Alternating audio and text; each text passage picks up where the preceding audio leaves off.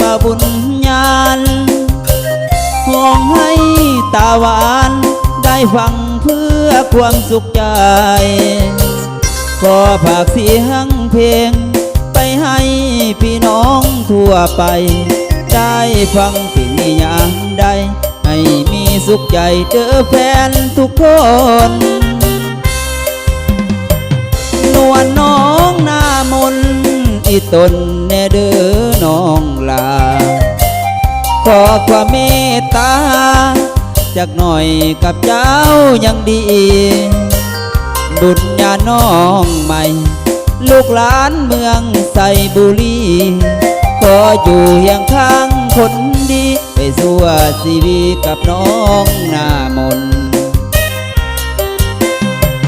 ย้อนความสับสน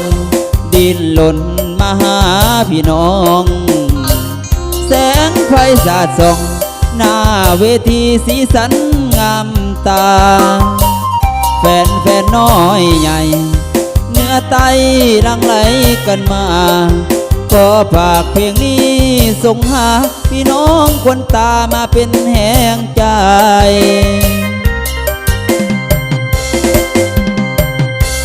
มีงา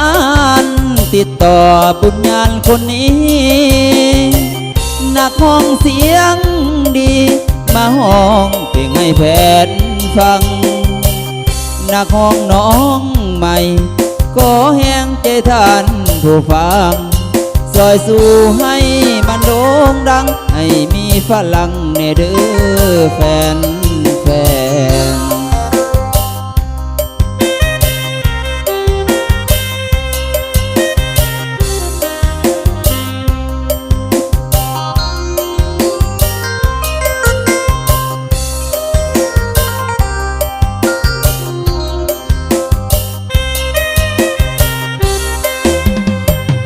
ย้อนความสับสนดิ้นหล่นมาหาพี่น้องแสงไฟสาดส่องหน้าเวทีสีสันงามตาแฟนน้อยใหญ่เนื้อไตลังไหลกันมา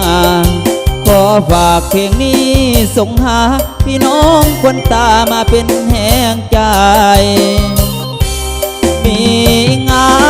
นติดต่อน้องญาณคนนี้นักห้องเสียงดี